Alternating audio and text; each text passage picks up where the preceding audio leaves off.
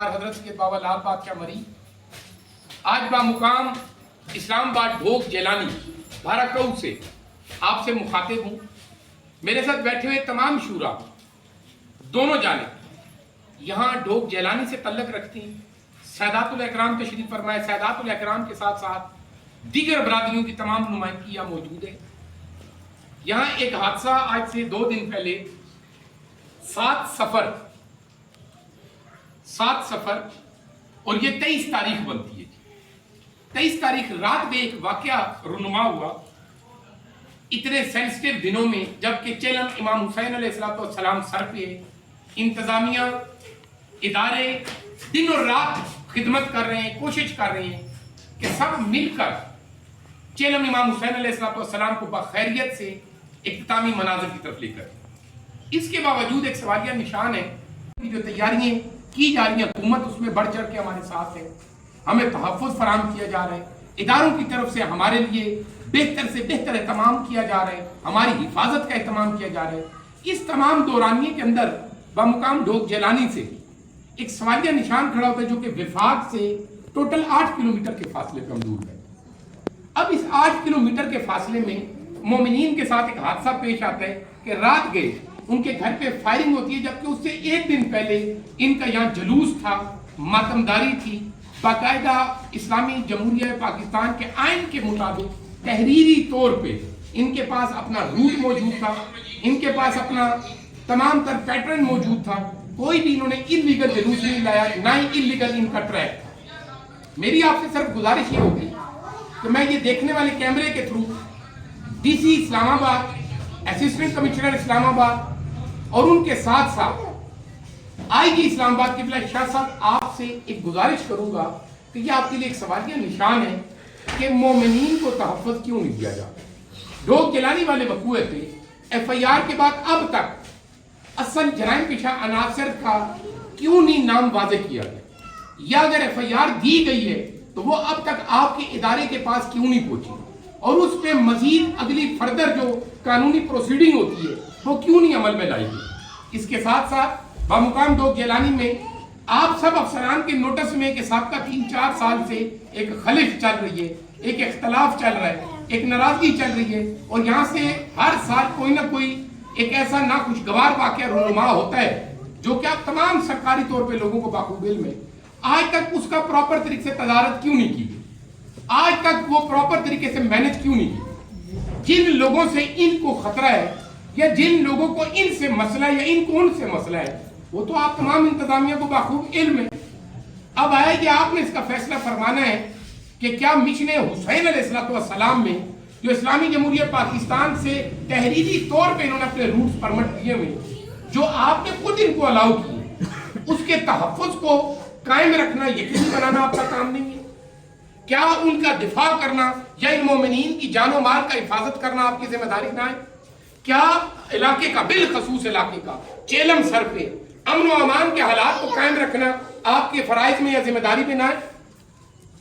حضور گزارش یہ کہ یہی وہ چھوٹی چھوٹی چیزیں ہوتی ہیں جن سے چنگاری بنتی ہے، اور چنگاری پھر ایک آگ کی شکل میں پھیل جاتی ہے، اور پھر وہ مکتب کے لوگ جن سے ہم کسی نہ کسی بات پر کہیں نہ کہیں ان کے موقف سے اتفاق نہیں کرتے، اسی طرح کسی نہ کسی جگہ پہ وہ ہم سے اتفاق نہیں کرتے۔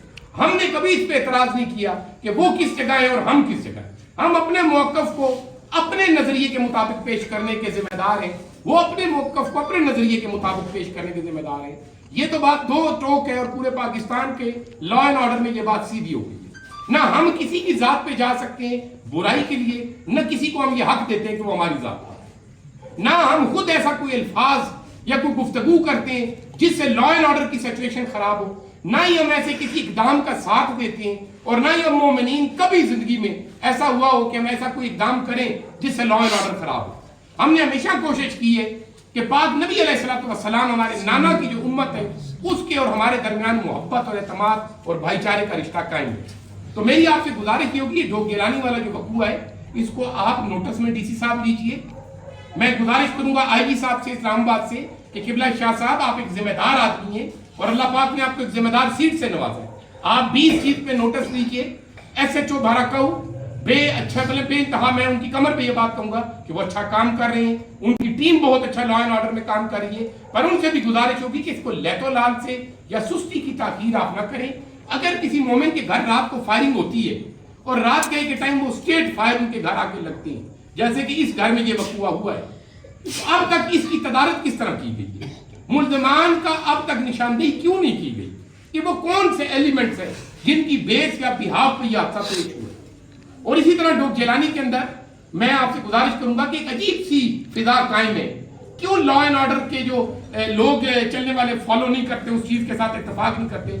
यहां आज भी चंद अनासर ऐसे हैं जो सुबह से शाम तक कॉर्नर मीटिंग्स कर रहे हैं। चेलम के दौरान घर घर को मीटिंग्स चल रही हैं और वो बड़े जिम्मेदार लोगों के घर मीटिंग्स चल रही हैं। क्या वो थाने के नोटिस में नहीं है? क्या वो स्पेशल ब्रांच के नोटिस में नहीं है? क्या वो दीगर असास इदारों के नोटिस में नहीं है कि जो जलानी के अंदर या बाराकाऊ के अंदर जो एक फिजा गलत साइड पे जा रही है, मीटिंग्स की जा रही है, वो क्यों की जा रही है, किन पर्पस पे की जा रही है? और उन मीटिंग्स में बैठ के छोटे छोटे नौजवान इतने बड़े बड़े बुलंदोबाला दावे अपने वालिदैन के सामने बैठकर कर रहे हैं जो कि नाकाबिले बर्दाश्त है। वो एक मजहब, एक अकीदत को चैलेंज कर रहे हैं। क्या लॉ एंड ऑर्डर ये नहीं देख रहा? तो मैं गुजारिश करूंगा इस कैमरे की आंख से कि ये जो हादसा हुआ है इस पे फौरी शफाफ और साफ की इंक्वायरी बिठाई जाए। इसके साथ साथ लॉ एंड ऑर्डर के साथ जो तल्लक रखने वाले हमारे स्पेशल ब्रांच के और असास इदारे की फोर्सेस हैं, मेरी उनसे गुजारिश होगी कि आप बेदार हो, आप देखिए आकर कि यहाँ जो गली गली मीटिंग्स चल रही है, मोहल्ला मोहल्ला मीटिंग्स चल रही हैं, दूरों अर्ज से अपने मुकल्लदीन से राब्ता करके उनको बुलाया जा रहा है, उनको खिदमत और खातिर की जा रही है। कहीं आने वाले वक्त में यहाँ कोई तसादम तो नहीं होना, और अगर हो रही है तो किस पर्पस पे हो रही है?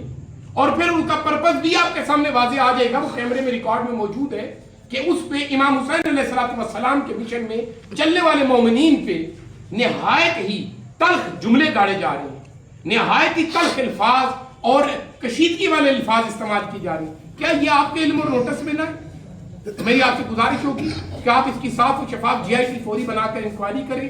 प्लस इसके साथ साथ यहाँ के मुतलका वो जिम्मेदारान जिनकी वजह से ये हालात कायम हुए हैं, उनको फिलफौर नोटिस दिया जाए, उनको अपने पास बुलाया जाए, उनसे सवाल किया जाए कि आप आया इस खित्ते के अमन को क्यों तबाह करने पे तुले?